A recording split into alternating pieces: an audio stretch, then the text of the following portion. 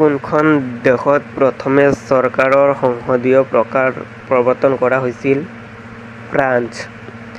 কোনটো সংবিধান সংশোধনী আইন সাংসদ আৰু বিধায়কসকলক অযোগ্য ঘোষণা কৰাৰ বিষয়ে সম্পৰ্কিত? 52তম সংশোধনী আইন। 22 ডিচেম্বৰত কোন ঠাইত আটাইতকৈ দীঘল দিন আৰু আটাইতকৈ চুটি ৰাতি হয়? মেলবৰ্ণত। কোনখন ৰাজ্যত দেশত সৰ্বাধিক মাহজাতীয় শস্য উৎপাদন কৰে? মধ্যপ্ৰদেশ। পৃথিৱীৰ আটাইতকৈ দীঘল নদী কোনখন? নীল নদী। পৃথিৱীৰ আটাইতকৈ ডাঙৰ প্ৰবাল প্ৰাচীৰটো কোনখন দেশৰ উপকূলৰ ওপৰত পোৱা যায়? অষ্ট্ৰেলিয়া। ভাৰতৰ সৰ্বাধিক গাখীৰ উৎপাদক ৰাজ্য কোনখন? উত্তৰ প্ৰদেশ। দন্দুৱা দ্ৰোহৰ বিশিষ্ট নেতা কোন আছিল? হৰদত্ত আৰু বীৰদত্ত। গুৱাহাটীৰ জালুকবাৰীত কংগ্ৰেছৰ ৬৬তম অধিৱেশনত কেতিয়া অনুষ্ঠিত হৈছিল? ১৯৫৮ চনত।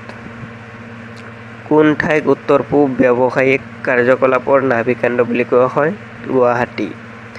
উত্তৰ-পূব ভাৰতৰ আটাইতকৈ ডাঙৰ চেলিক্স জলভূমি বন কোনখন? ডিব্ৰু-চৈখোৱা ৰাষ্ট্ৰীয় উদ্যান। বৰাক নদীৰ উত্তৰ তীৰৰ উপনদী কোনটো? মধুৰা। ভাৰতবৰ্ষত ব্ৰহ্মপুত্ৰ নদীৰ দৈৰ্ঘ্য কিমান? ২৯০০ কিলোমিটাৰ। শৰাইঘাটৰ দলং নিৰ্মাণৰ সময়ত অসমৰ মুখ্যমন্ত্ৰী কোন আছিল? বিমলা প্ৰসাদ চলিহা। কৰ্কট ক্ৰান্তি ৰেখা কোন অঞ্চলৰ মাজেৰে পাৰ নহয়? পাকিস্তান। বিষুৱ ৰেখা নিম্নলিখিত কোনটোৰ মাজেৰে পাৰ নহয়? মেক্সিকো। কোন বছৰত মোগল সেনাপতি ৰাম সিংহই অসমত প্ৰৱেশ কৰিছিল? ১৬৬৯ চনত। মহগুৰ ৰণ ১৮২২ চনত আহোম আৰু কাৰ মাজত অনুষ্ঠিত হৈছিল? চৌধুৰী ৰজা চন্দ্ৰকান্ত সিংহ আৰু মানসকলৰ মাজত। মহৰগড়ৰ যুদ্ধ চন্দ্ৰকান্ত সিংহ আৰু কাৰ মাজত সংঘটিত হৈছিল? মানসকলৰ মাজত। অসম ইতিহাসৰ আটাইতকৈ গুৰুত্বপূৰ্ণ উৎসটো হ'ল হৰ্ষচৰিত। অসমৰ আটাইতকৈ পুৰণি ৰজা কোন আছিল? মহিংগা দানৱ। শৰাইঘাটৰ যুদ্ধ কাৰ কাৰ মাজত হৈছিল? আহোম আৰু মোগলৰ মাজত। অসমৰ পৰা এছিয়ান গেমছত প্ৰথম স্বৰ্ণ পদক বিজয়ী কোন আছিল? ভোগেশ্বৰ বৰুৱা। হলাল গোহাঁইয়ে অসমৰ কোন অঞ্চলৰ পৰিচালনা কৰিছিল? নগাঁও আৰু চাৰিদুৱাৰ অঞ্চলৰ। ৰামায়ণৰ মতে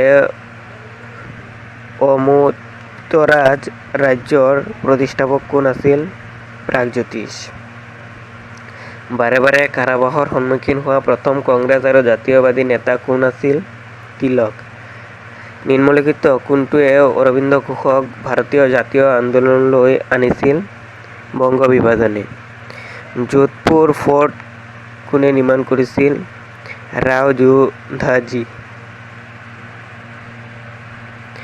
উজবেকিস্তানৰ আল বেৰুনী কোন শতিকাত ভাৰতত ভ্ৰমণ কৰিছিল? একাদশ শতিকাত। কংগ্ৰেছৰ প্ৰতিনিধি হিচাপে দ্বিতীয় ৰাউণ্ড টেবুল সন্মিলনত কোনে অংশগ্ৰহণ কৰিছিল? মহাত্মা গান্ধী।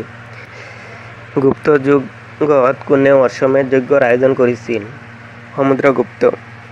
ৰাজ্যপালক শপত গ্ৰহণ কোনে কৰায়? উচ্চ ন্যায়ালয়ৰ মুখ্য ন্যায়াধীশে। ৰাষ্ট্ৰপতিয়ে কোন ধৰণে কেন্দ্ৰীয় চৰকাৰৰ যিকোনো কাম ৰাজ্য চৰকাৰক আবণ্টন কৰিব পাৰে? ৰাজ্য চৰকাৰৰ সৈতে আলোচনা কৰি। ভাৰতৰ সংবিধানৰ চতুৰ্থ অনুসূচী কিহৰ সৈতে সম্পৰ্কিত? ৰাজ্য পৰিষদৰ আসন আবণ্টন। ভাৰতৰ সংবিধানৰ সপ্তম অনুসূচীত কি কি অন্তৰ্ভুক্ত আছে? ইউনিয়ন তালিকা, ৰাজ্যিক তালিকা আৰু সমকালীন তালিকা। নিম্নলিখিত কোনজন ভাৰতৰ ৰাষ্ট্ৰপতিক নিযুক্তি দিয়ে? উপ-ৰাষ্ট্ৰপতি। স্থানীয় স্ব-চৰকাৰ প্ৰতিষ্ঠানৰ পৰা নিৰ্বাচিত কাৰ্যকালসমূহ আঁতৰাবলৈ ৰিকল প্ৰভিজ ৰাজ্যত কাৰ্যকৰী কৰা হৈছে। মধ্যপ্ৰদেশত। সংবিধানত ভাৰতীয় নাগৰিকৰ মৌলিক কৰ্তব্য কেতিয়া অন্তৰ্ভুক্ত কৰা হৈছিল? 1976 চনত। নাগৰিকত্ব ৰক্ষাৰ বাবে চৰ্ত নিৰ্ধাৰণ কৰিবলৈ কোনটো সক্ষম সংসদ? সংবিধানৰ প্ৰস্তাৱনা অনুসৰি সৰ্বোচ্চ শক্তি কাৰ হাতত আছে? মানুহ। দ্বৈত নাগৰিকত্ব কোন প্ৰকাৰৰ চৰকাৰৰ এক গুৰুত্বপূৰ্ণ বৈশিষ্ট্য? ফেডাৰেল।